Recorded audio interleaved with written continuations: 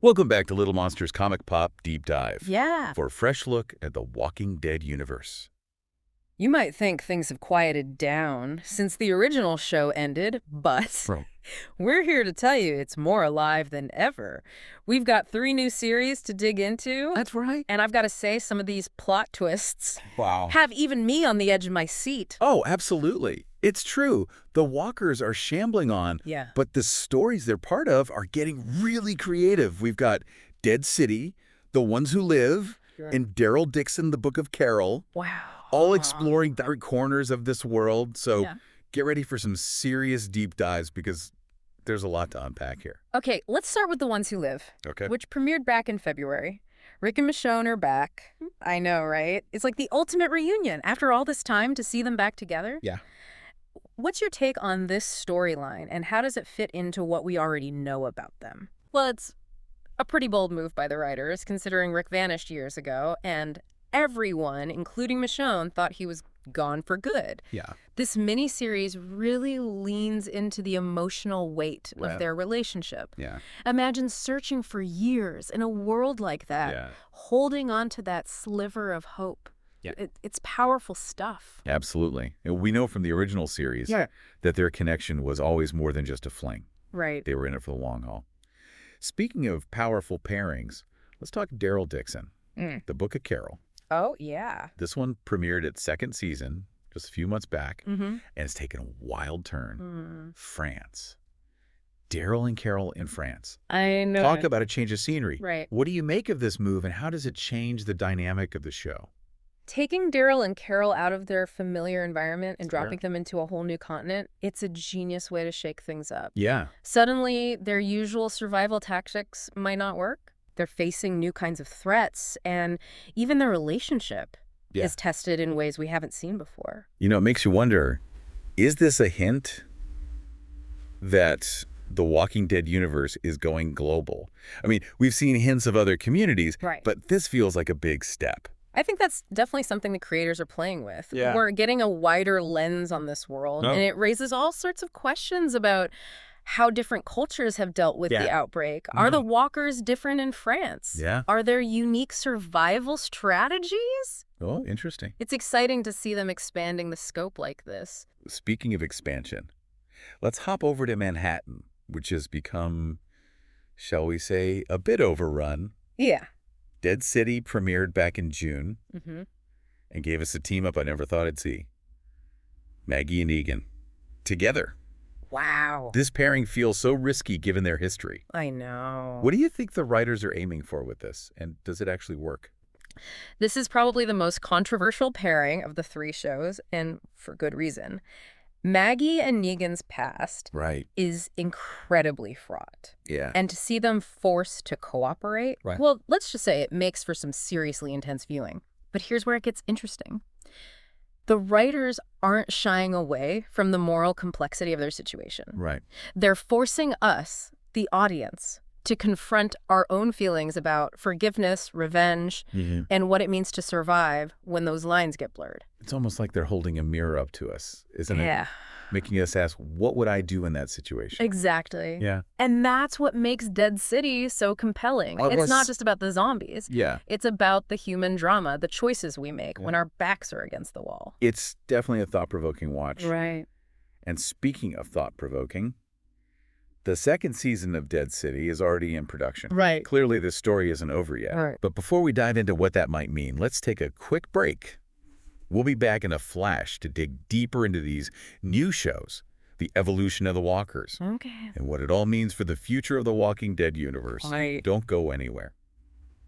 And we're back with more from the Walking Dead universe. We've talked about the new settings and the daring character pairings, but now I want to dig into something that really struck me. The way these new shows are reinventing the walkers themselves. You've hit on something crucial here. It's easy to think of zombies as just, well, zombies. Right. But these new shows are proving there's still a lot of creative life left in the undead. Yeah. We're seeing variations in their behavior, their level of decay, even hints that the virus might be mutating in different ways. Okay, let's break that down a bit. What have you noticed about the walkers in, say, Dead City? Okay, We've got Negan and Maggie navigating a very different landscape right. from the forests and small towns we're used to. Does that change the undead game? Absolutely. Dead City gives us walkers that are almost a new breed. Oh, wow. They're more decayed, more integrated into the urban environment. They blend in with the grime and the shadows, almost like they've absorbed some of that urban decay. And their behavior reflects that too. Interesting. They seem even more relentless, more driven by a primal hunger, almost like the city itself has made them more savage. That's a chilling thought. It's not just the environment that's shaping them, Right. but the environment is making them worse. Yeah. What about Daryl Dixon? We're dealing with France now, a completely different culture and landscape. Have you noticed any French twists on the walkers there? It's subtle, but it's there. The walkers we've seen so far in Daryl Dixon seem more agile, quicker on their feet. It might be the terrain, it might be something else, but they definitely move differently. It's like they've adapted to their surroundings. It's making me rethink everything I thought I knew about walkers. Right. They're not just mindless, shambling hordes anymore. They're evolving, adapting, and that makes them even more terrifying. It's like the creators are saying, we're not just going to throw more zombies at you, we're going to make you rethink what a zombie even is. Exactly. And that's where the real horror lies. It's not just about the jump scares or the gore, it's about the unsettling feeling that the rules are changing, that the threat is becoming unpredictable. Okay, let's talk about unpredictability. We can't ignore the elephant in the room or the return of Rick Grimes. I mean, after all this time to have him back in the picture, Yeah. it's huge. What do you think this means for the future of The Ones Who Live and even the entire Walking Dead universe? It's a game changer, no doubt. Yeah. Rick's presence has always been so central to the story, and now that he's back, even in a different corner of the world, it opens up a world of possibilities. Will he reunite with his other loved ones? Will he become a key player in the larger conflicts that are brewing? You know, one thing that's always struck me about Rick is his capacity for hope. Even in the darkest moments, he held on to this belief that things could get better, that humanity could rebuild.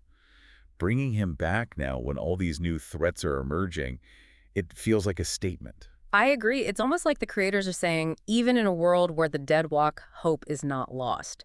And that's a powerful message, especially given how bleak things have gotten in some of these new shows. It's making me wonder, are these spin-offs ultimately building towards something bigger?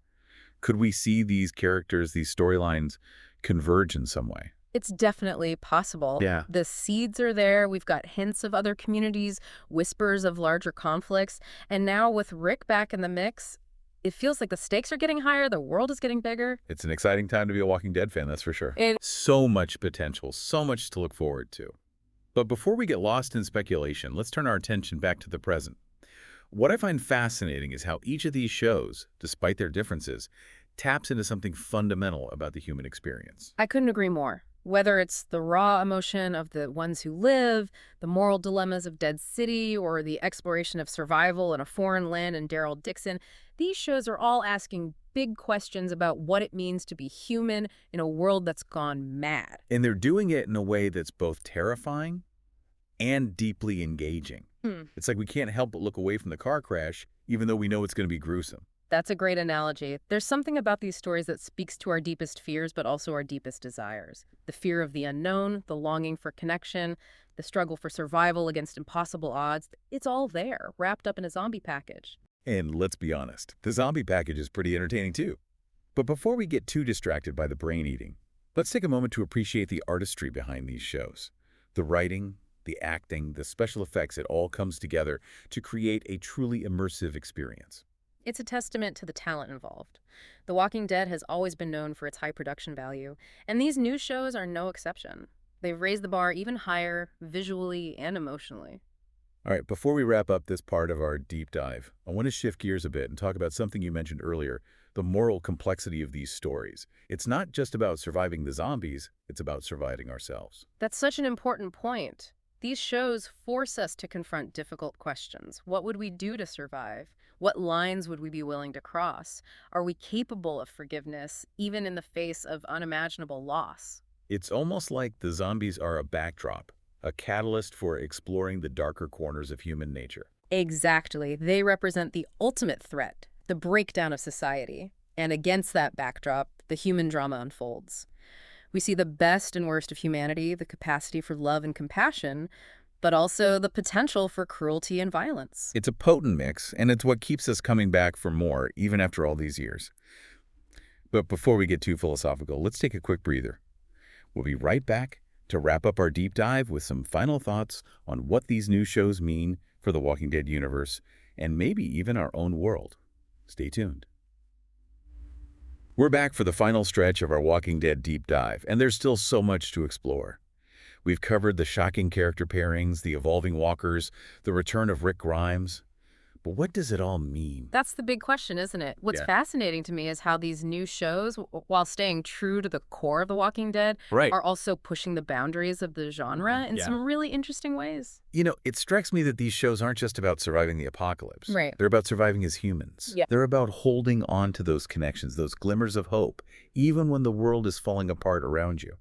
I think you've hit the nail on the head there. Yeah. It's easy to get caught up in the zombie action, the gore, the survival tactics. Right.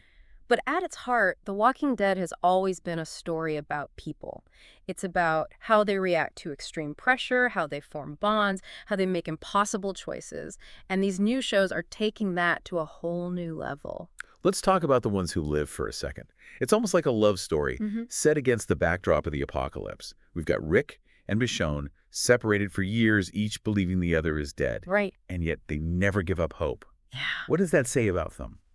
About their love? It speaks to the enduring power of human connection. Even in a world where everything is stripped away, where survival is a daily struggle, Yeah. there's still this primal need for love, for belonging.